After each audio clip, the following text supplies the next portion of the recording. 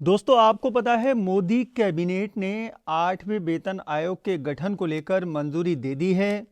भाई, जब मोदी सरकार अपने केंद्रीय कर्मचारियों के वेतन में बढ़ोतरी करेगी, 8वां वेतन आयोग लागू करेगी, तो ठीक उसी तरीके से उत्तर प्रदेश की योगी सरकार भी अपने राज्य कर्मचारियों के वेतन में बढ़ोतरी करेगी और 8वें वेतन आयोग को मंजूरी देगी। भाई, मैंने आपको वीडियो अपलोड किया था जिसमें मैंने आपको पूरे डिटेल से समझाया था और उसमें न्यूज़ भी दिखाई थी। उस वीडियो पर इतने कमेंट मिले कि सर, क्या होमगार्ड्स को 8वें वेतन आयोग का फ़ायदा मिलेगा, और अगर मिलेगा तो कितनी मानदेय जो है वो बढ़ जाएगा। ठीक है दोस्तों, इसी पर मैं आज आपको पूरी जानकारी देने वाला हूं। कैलकुलेशन करके दिखाऊंगा कितना मानदेय आपका बढ़ेगा 8वें वेतन आयोग में। पूरे डिटेल से आपको इस वीडियो में बताऊंगा, तो एंड तक पूरा वीडियो देखिएगा। वीडियो पसंद आए तो लाइक करके शेयर जरूर कर देना।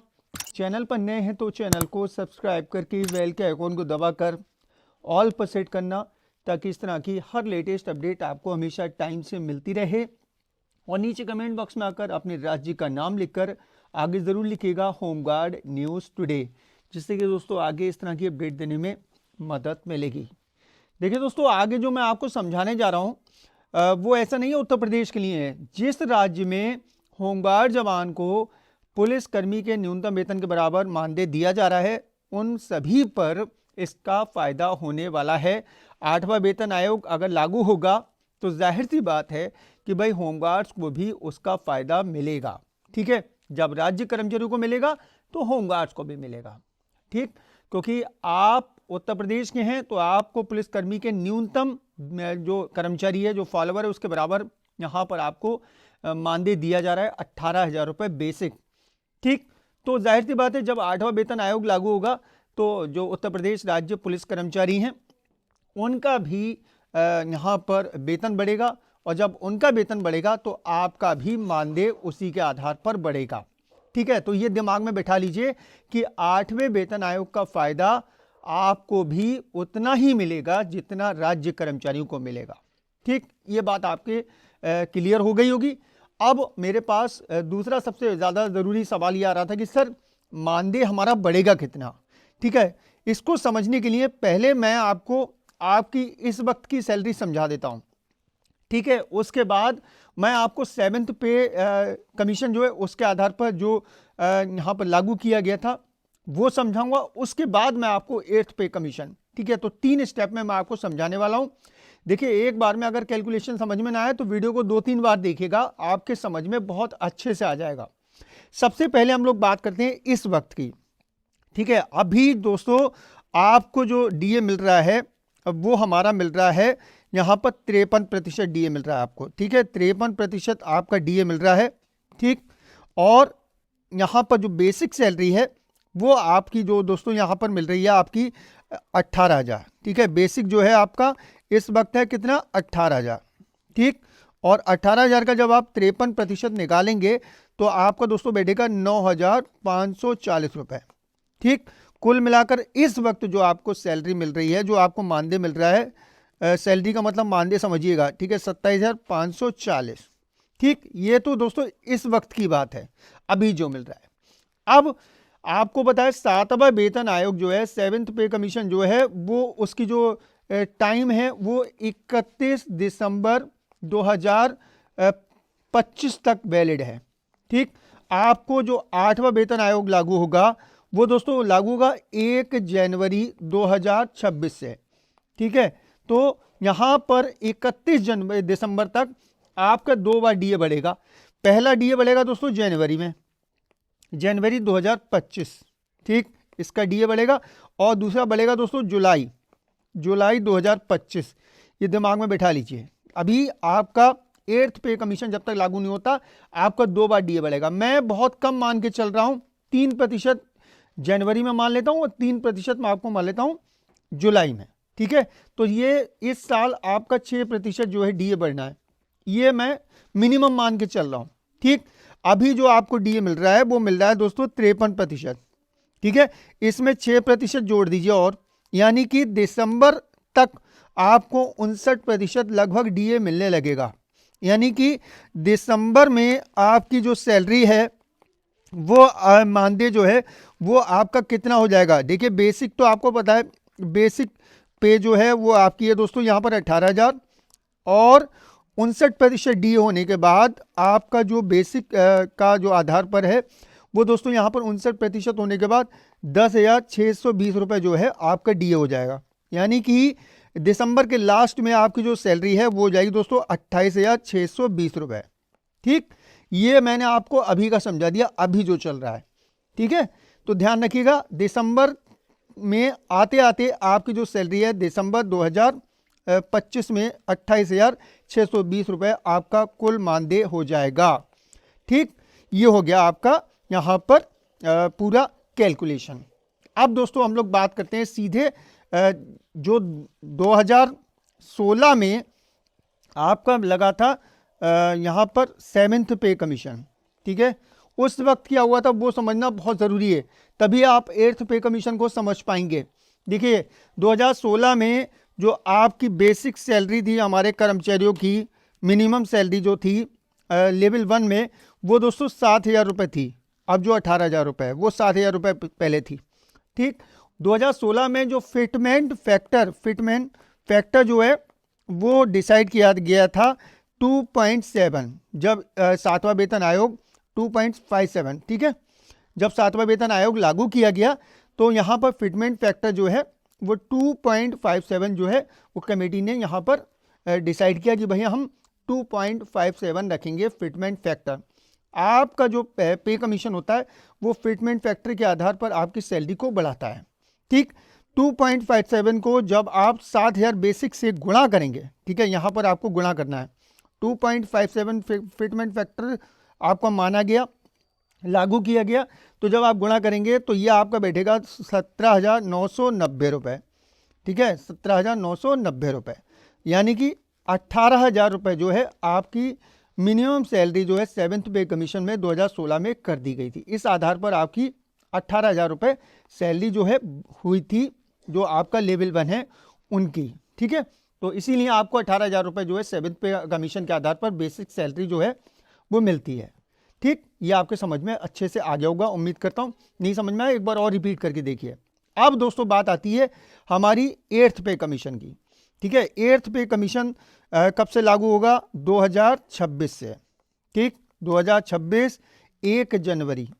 ठीक, इसमें आपका जो बेसिक सैलरी है, जो आपका बेसिक है लेवल 1 जो कर्मचारी हैं उनकी जो बेसिक सैलरी है वो 18,000 रुपये है। अब यहाँ पर कमेटी गठित होगी और कमेटी डिसाइड करेगी कि फिटमेंट फैक्टर कितना रखा जाए। ठीक, फिटमेंट फैक्टर ऐसा माना जा रहा है कि फिटमेंट फैक्टर पुराना वाला 2.5 से लेकर 2.9 तक हो सकता है। ऐसा माना जा रहा है कि 2.5 से लेकर 2.9 तक डिसाइड किया जा सकता है। ठीक है, कर्मचारी संगठन तो बहुत मांग कर रहे हैं, 3.6 तक मांग कर रहे हैं, लेकिन ऐसा माना जा रहा है कि भाई सब कुछ देखते हुए 2.5 से लेकर 2.9 तक रह सकता है। ठीक है, तो 2.57 पिछली बार 7th पे कमीशन में हुआ था डिसाइड, तो मैं उसी को मान ले रहा हूँ आधार। ठीक है, 2.5 कम वाले को आधार मानते हैं हम। अगर आप कम वाले को आधार मानेंगे और कहेंगे कि 2.5 रहेगा फिटमेंट फैक्टर, मान लीजिए 8वें वेतन आयोग में, तो 18 से 2.5 को गुणा कीजिए। ठीक है, जब आप 18 से 2.5 को गुणा करेंगे तो यहाँ पर जो आपकी बेसिक सैलरी आएगी निकलकर दोस्तों आएगी 45,000 रुपये। ठीक है, तो ये मान लीजिए कि 45,000 रुपये आपकी बेसिक सैलरी हो सकती है, और भी कम अगर आप मान लें, फिटमेंट फैक्टर 2 मान लें केवल। ठीक है, 2.5 ना माने, केवल 2 माने, तो 18 का 2 कितना हो जाएगा? 18 दूनी 36,000 रुपये। तो 36,000 रुपये तो मिनिमम सैलरी होना तय है, ये समझ लीजिए, दिमाग में बैठा लीजिए। वैसे तो और ज़्यादा भी हो सकता है, 2.9 भी हो सकता है, तो मैं 2.5 को मान के चल रहा हूँ, केवल पिछले बार वाला मान के चल रहा हूँ कि 2.57 था, 2.5 ही रहेगा मान लीजिए। तो उस हिसाब से आपकी जो बेसिक सैलरी है वो 45,000 रुपये हो जाएगी। अब 45,000 देखने में अच्छे लग रहे हैं भाई, जाहिर सी बात है 45,000 बहुत ज़्यादा पैसे हैं, रुपये हैं, तो यहाँ पर आपकी बेसिक सैलरी मान के चल रहे हैं हम लोग 45,000 रुपये हो गई। ठीक, तो डीए का क्या होगा? डीए क्या रहेगा? तो जब भी आपका नया यहाँ पर पे कमीशन लागू होता है, तो डीए को जो है वो कितना कर दिया जाता है, शून्य कर दिया जाता है। ये समझ लीजिए डीए कितना हो जाता है, शून्य। 2016 में जब 7वां वेतन आयोग लागू किया गया था, ठीक है, तो यहाँ पर भी डीए जो है वो कितना कर दिया गया था, शून्य कर दिया गया था, उसी में मर्ज कर देते हैं। ठीक, अगर मैं आपको देखूं 45,000 रुपये के हिसाब से, यहाँ पर 2.5 हमने फिटमेंट फैक्टर माना है 2.5, तो आपकी सैलरी जो है दिसंबर में, मैंने अभी आपको कैलकुलेट की थी कि भाई दिसंबर में आपकी सैलरी जो है वो आपकी पहुंचेगी जाकर यहाँ पर 18,000 बेसिक और 59% डीए। ठीक है, तो यहाँ पर बैठेगी आपकी कुल सैलरी 28,620 रुपये। और अगर आपका 8वां वेतन आयोग लागू होता है तो सैलरी हो जाएगी 45,000 रुपये लगभग। ठीक है, और इसमें से 28,000 घटा दीजिए, 28,620 रुपये घटाएंगे जब आप, तो ये आएंगे दोस्तों 16,380 रुपये।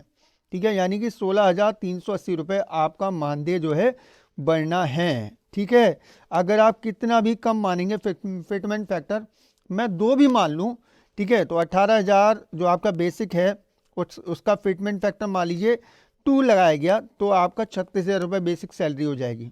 ठीक है, फिटमेंट फैक्टर जो है वो कमेटी डिसाइड करेगी, जो यहाँ पर कमेटी बनेगी वो डिसाइड करेगी। अगर 36,000 भी आपकी सैलरी हो गई मिनिमम, तो फिर आप 36,000 में से आपकी जो सैलरी है वो घटाइए, आपको पता चल जाएगा कि भाई कितनी बढ़ोतरी हो रही है, 7,380 रुपये। ये तो बहुत कम मान के चल रहा हूँ मैं। ठीक है, ये मान लीजिए कि 2.5 से 3 के आसपास रहने आए हैं आपका फिटमेंट फैक्टर, ये मान के चलिए। ठीक है, तो अच्छी खासी 15 से 20,000 रुपये आपके मानदेय में बढ़ोतरी देखने को मिलेगी। लेकिन डीए यहाँ पर कितना हो जाएगा, शून्य। फ़ायदा क्या होगा कि अगर मान लीजिए आपकी सैलरी बेसिक 45,000 रुपये हो गई, ठीक है, बेसिक सैलरी अगर 45,000 रुपये हो गई या फिर 36,000 रुपये भी हो गई, तो उसमें जो अगला डीए होगा, मान लीजिए 3% बढ़ेगा या 2% बढ़ेगा, तो उसमें आपकी जो सैलरी है वो बहुत स्पीड से बढ़ा करेगी, आपका मानदेय बहुत स्पीड से आपका बड़ा करेगा। तो बहुत बड़ा फ़ायदा हमारे उत्तर प्रदेश के होमगार्ड जवानों को होगा और उन प्रदेश के होमगार्ड जवानों को जिन प्रदेश में हमारे जवानों को 7th पे कमीशन के आधार पर मानदेय दिया जा रहा है पुलिसकर्मी के न्यूनतम वेतन के बराबर। तो उम्मीद करता हूँ आपके समझ में सब कुछ आ गया होगा। सब कुछ दोस्तों इस वक्त जो नज़र है बनी हुई वो फिटमेंट फैक्टर पर है। ठीक है, मैं लगातार आपको न्यूज़ पहुँचा रहा हूँ। सेंट्रल गवर्नमेंट एम्प्लॉयज़ की जो भी न्यूज़ आए वो आपको देखना चाहिए, क्योंकि सेंट्रल गवर्नमेंट एम्प्लॉयज़ को जो फ़ायदा मिलेगा, फिटमेंट फैक्टर जो उनका रहेगा वही आपका रहेगा। तो जो सेंट्रल गवर्नमेंट एम्प्लॉयज़ की मैं वीडियो अपलोड किया करूँ ना, उसको आप लोग ज़रूर देखा करो, बहुत ज़रूरी है। जानकारी बढ़ती है, आपको भी पता रहेगी भाई हमारे साथ भी क्या होने वाला है। क्योंकि सेंट्रल गवर्नमेंट एम्प्लॉयज़ के लिए अगर फिटमेंट फैक्टर 8वें वेतन आयोग में 2.5% डिसाइड किया गया या 3% जो है यहाँ पर 3 डिसाइड किया गया, तो उसका फ़ायदा आपको भी मिलेगा। तो फिटमेंट फैक्टर पे नज़र रखिए कितना रहेगा। जितना ज़्यादा फिटमेंट फैक्टर रहेगा उतना ज़्यादा आपका बेसिक सैलरी बढ़ेगी, ये दिमाग में बैठा लीजिए। और जब 8वां वेतन आयोग लागू होगा, बेसिक सैलरी बढ़ेगी, तो डीए जो है वो ऑटोमेटिक शून्य हो जाएगा, ये ध्यान रखिएगा। ठीक, इस वीडियो को देखने बाद भी 2-3 बार देखिए, आपके समझ में सब कुछ आ जाएगा। मैंने बहुत अच्छे से समझाया है। इसके बाद भी कोई कन्फ्यूज़न रह जाए तो नीचे कमेंट बॉक्स में आके लिखिएगा। जानकारी पसंद आई हो, वीडियो अच्छी लगी हो तो वीडियो को लाइक करके शेयर ज़रूर कर दें, सब जगह शेयर कर दें। चैनल पर नए हैं तो चैनल को सब्सक्राइब करके बेल के आइकॉन को दबा लें, ताकि फ्यूचर में हमारा हर वीडियो आप तक आसानी से पहुंच सके। अपना ख्याल रखिए, परिवार का ख्याल रखिए, फिर मुलाकात होगी। Thank you.